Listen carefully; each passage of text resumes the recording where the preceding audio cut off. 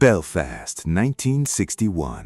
Dans les rues grises et ouvrières de Craigah, où la pluie semble permanente, un gamin frêle dribble entre les flaques et les regards méfiants. George Best est si mince qu'on dirait une brindille prête à rompre. Mais dès que le cuir touche ses pieds, la gravité semble s'annuler. Son monde ordinaire est celui d'une Irlande du Nord rigoureuse, presque austère, où le football est la seule couleur. Son père est un ouvrier discipliné, mais George est déjà un esprit insaisissable. À 15 ans, il s'en veut pour Manchester. Mais le génie est fragile. Pris de mal du pays, il rentre chez lui après seulement 48 heures. C'est sa première confrontation avec l'immensité de son destin. Pourtant, le talent est une prison dorée dont on ne s'évade pas.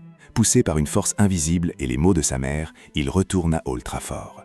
Dans les dortoirs sombres, ce petit prodige aux cheveux de jais commence à tisser la toile d'une légende qui va brûler la vie par les deux bouts. Il est le point de départ d'une révolution culturelle où le footballeur devient une divinité païenne. L'appel à l'aventure retentit dans le théâtre des rêves.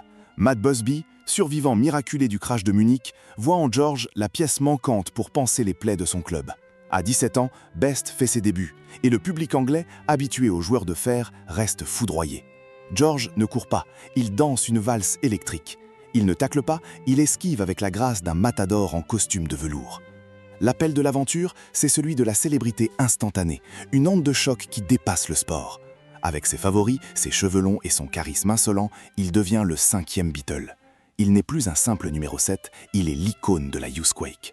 Chaque match est un concert de rock, chaque dribble est un riff de guitare saturé. George devient le soleil autour duquel gravite tout le Royaume-Uni. Le génie est sorti de sa boîte et la culture pop vient de trouver son premier terreau en crampons. Il apporte le luxe de la bohème sur les pelouses boueuses du nord de l'Angleterre, changeant à jamais l'image du sportif. En 1966, face au Benfica du légendaire Eusebio, George réalise son chef-d'œuvre absolu. Alors que Busby prône la prudence tactique, Best choisit l'insoumission. C'est son refus de l'appel aux consignes.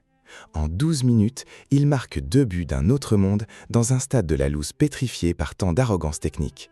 Au coup de sifflet final, même ses adversaires sont à genoux.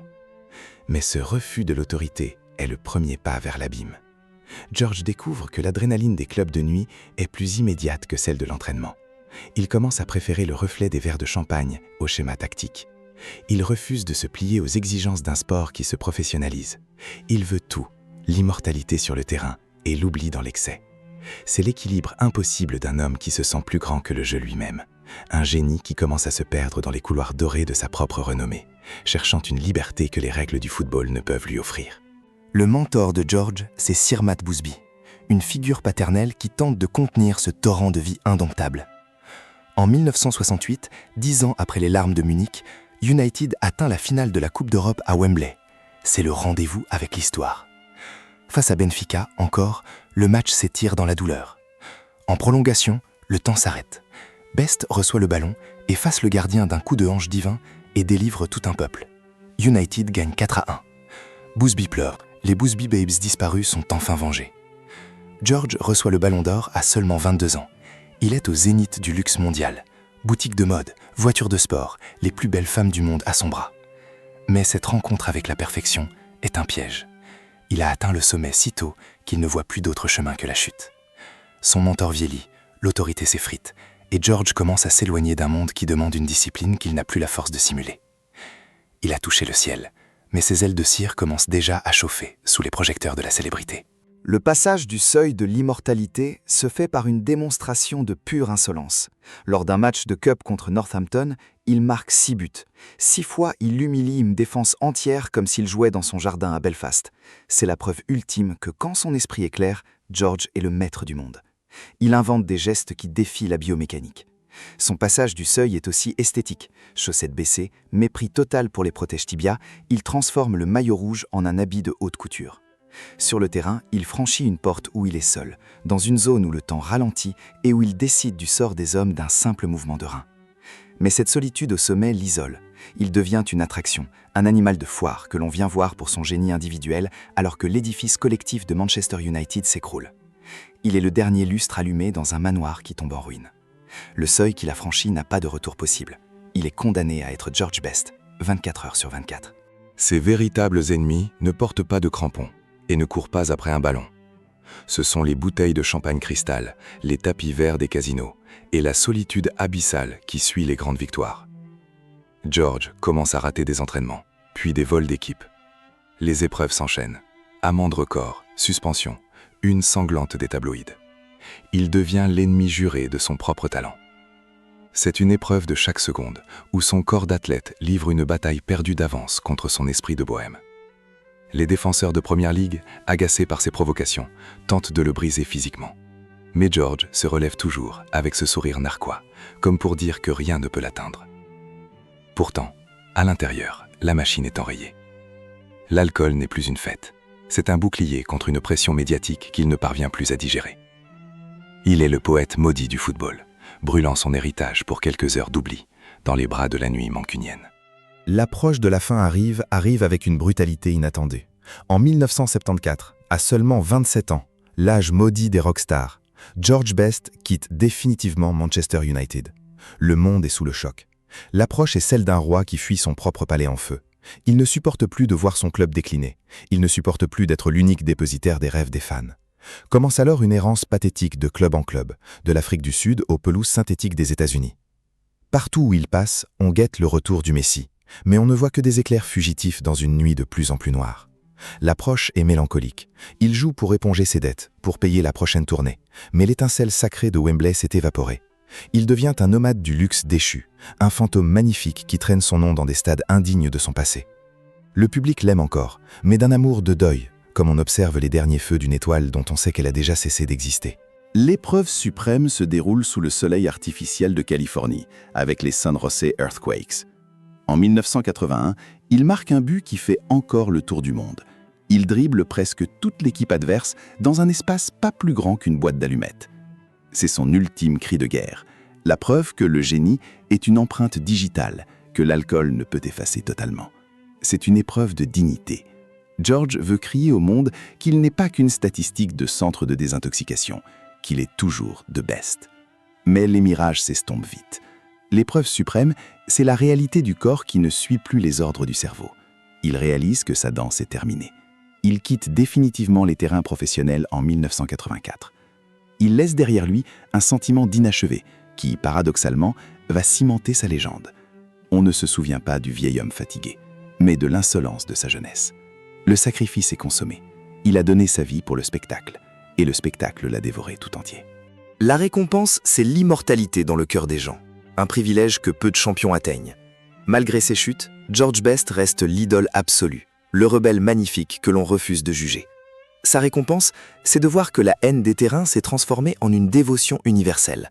Il devient un consultant télévisé génial, maniant l'autodérision comme il maniait le ballon.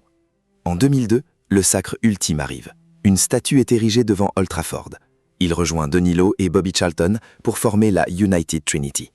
Sa récompense est de savoir que son ombre protégera à jamais le théâtre des rêves.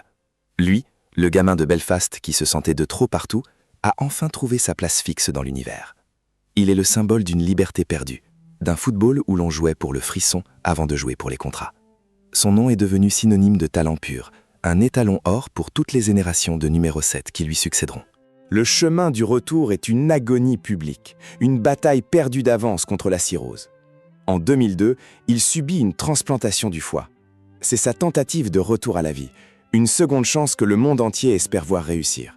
Mais l'addiction est une défense plus hermétique que celle de Benfica. Le chemin du retour est jalonné de rechutes médiatisées qui brisent le cœur de ses admirateurs. George ne se cache pas, il n'élude pas sa propre déchéance. Il assume sa fragilité avec la même transparence qu'il utilisait pour fêter ses buts. Il sait que le sifflet final approche. Dans un dernier geste de générosité, il autorise la publication d'une photo de lui sur son lit d'hôpital avec ce message « Ne mourrez pas comme moi ». C'est un chemin de croix moderne, où la rockstar redevient un homme nu, cherchant une paix intérieure qu'il n'a goûtée que pendant les 90 minutes de ses matchs de légende. Il rentre à la maison, dépouillé de ses artifices, mais riche d'une humanité qui touche les plus insensibles.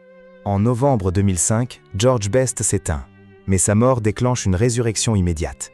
À Belfast, une ville pourtant habitée par les divisions, 100 000 personnes suivent son cercueil sous une pluie battante. C'est le plus grand rassemblement de l'histoire de l'Irlande du Nord. Les barrières religieuses et politiques s'effondrent. George est le seul homme capable d'unir catholiques et protestants dans une même larme. Sa résurrection est sociale. On renomme l'aéroport de Belfast en son honneur, George Best City Airport. Il ressuscite à chaque fois qu'un gamin tente un dribble impossible dans une ruelle, à chaque fois qu'un joueur d'Arsenal ou de Liverpool applaudit son souvenir. Il n'est plus l'homme aux poumons fatigués. Il est redevenu le génie aux pieds de velours, le visage éternel de la jeunesse et de l'audace. Sa mort a effacé ses démons, pour ne laisser que la lumière dorée du 5e Beatle. George Best laisse au monde l'élixir de la liberté absolue et du plaisir pur. Il a prouvé que le football pouvait être un art de vivre, une fête sans fin, une poésie en mouvement. Il rejoint définitivement le panthéon de foot héritage éternel, comme l'étoile filante. Son héritage tient dans cette phrase, qui résonne encore. « Si j'étais né moche, vous n'auriez jamais entendu parler de Pelé. » Son élixir, c'est l'audace de vivre ses rêves sans aucun compromis, quel qu'en soit le prix. Il reste le best, l'homme qui a rappelé à l'humanité que le jeu est plus beau quand il est pratiqué par un génie qui refuse de grandir. George Best était le maître de l'improvisation et de la fête. Mais pour comprendre comment cette liberté s'est transformée en une dictature de la gagne et une puissance physique capable de briser n'importe quel destin, regardez cette vidéo sur Ronaldo Nazario, le phénomène de fer. La bohème est finie, la puissance pure commence. Foot héritage éternel, la légende continue.